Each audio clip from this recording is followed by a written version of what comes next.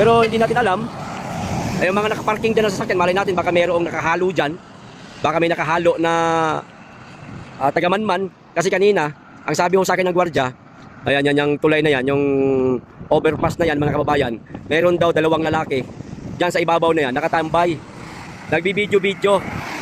Ang bali-balita ho rito, meron daw mga iba't ibang mga pulis pa na nanggaling sa sa iba't ibang probinsya. Magandang hapon mga ka-PL, nandito tayo ngayon sa labas ng KOJC o Kingdom ng Kingdom of Jesus Christ ni Pastor Apollo Kibuloy. Magbibigay lang ako ng update sa inyo mga kababayan. Kanina pagdating ko, wala namang mga nakatambay na mga patrol o mga private na mga sasakyan, no? Mga hindi mga hindi government vehicle. Wala namang mga nakatambay dito. Tulad ng mga nakita natin sa balita, meron tayong napanood. Sa isang balita sa SMNI, may nakatambay dyan sa lugar na yan. Nakikita nyo ho yan, ipopokus ko Diyan sila nakatambay nun. Yan, may kulay-pulang na gate na yan. Diyan nakatambay yung patrol. HPG ko sila. Meron daw silang inaabangan. Pero, ang lugar na yan, hindi po tinatambayan ng mga vehicle. Mobile patrolman or mga pribadong sasakyan. Wala. Pero bakit nandyan sila nakatambay? Diba? Nakakaduda. Pero sa ngayon, wala mga kababayan. Tahimik naman. Ayan. Tahimik naman po. Mula rito, sa kinatatayuan ko, hanggang doon, sa may harap ng tulay na yan, sa baba ng tulay na yan, overpass na yan, wala naman po. Mga sasakyan dyan na nakaparada dyan sa gilid na yan, sa ano yan, baka kliyente yan ng yan gasolinahan kasi meron din pagkainan dyan sa loob, dyan sa gilid na yan mga kababayan. Basta dito, ayan, tahimik naman po. Sa ngayon, wala tayong mga nakikita na mga kahina-hinalang mga sasakyan, mga kahina-hinalang pagkilos. Tahimik. Sana tuloy-tuloy ito. Mga kababayan, at walang magtangka ng hindi maganda. Hindi maulit yung mga nangyari noong mga nakaraang taon na 16 na araw tayo dito.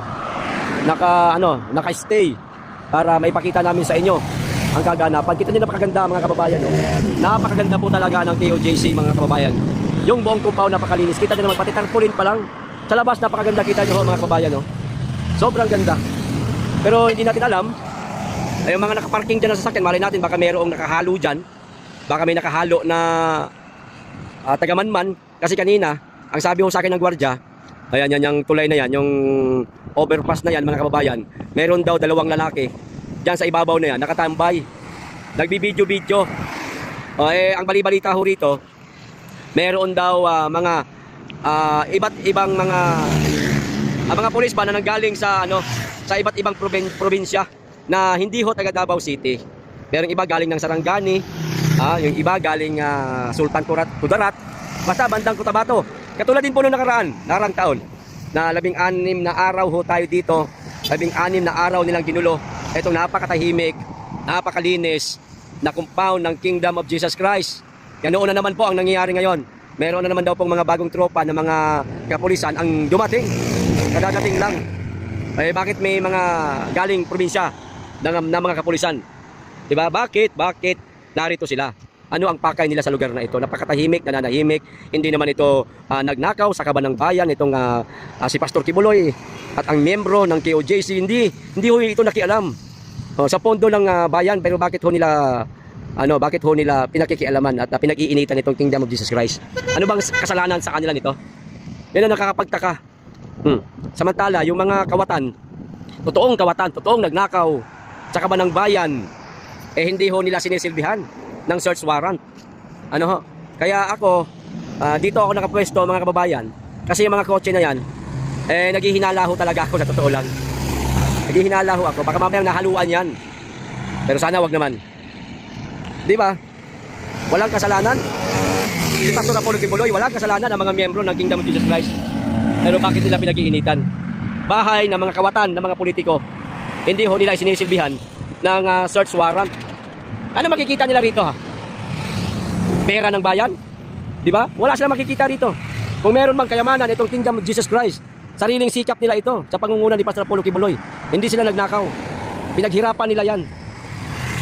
Ang halughugin sana nilang bahay, yung mga gobyernong nagnakaw, gobyerno, mga politikong nagnakaw sa kamanang bayan. Nandito lang po tayo sa labas para makapagbigay ho tayo ng update. Sa loob wala naman po, tahimik ho doon sa loob.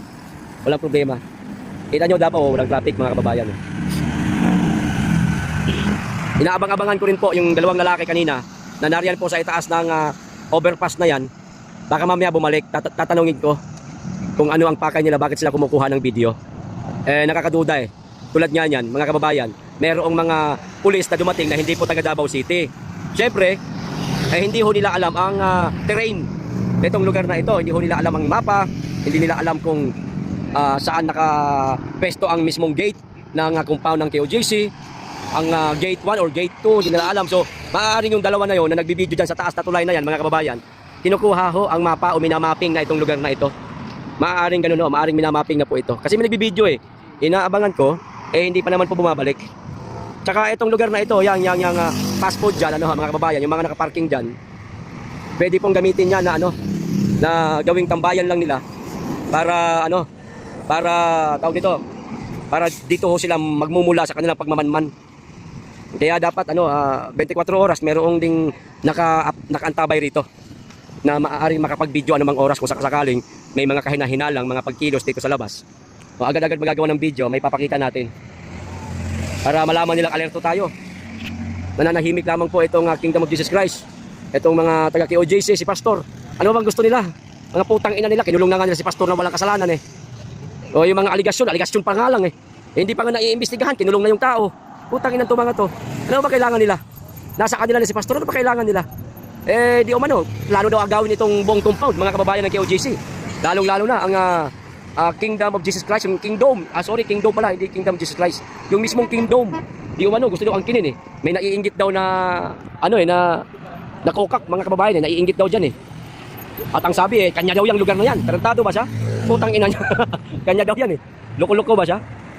O yan o, mga kababayan, tahimik ko rito. Pero yung mga yan, mga customer lang yan ng isang fast food. Sana wag magamit itong lugar na ito para sa paggumanman dito sa KOJC. Pero sa palagay ko dito talaga eh. Itong taas na ito talagang gagamitin nilang pinakapwesto mga kababayan, itong mga magmamanman. Bakit? Pag nariyan ho kasi kayo sa taas, makikita nyo po yung loob nitong compound, yung kagandahan ng compound ng KOJC, makikita ho ninyo.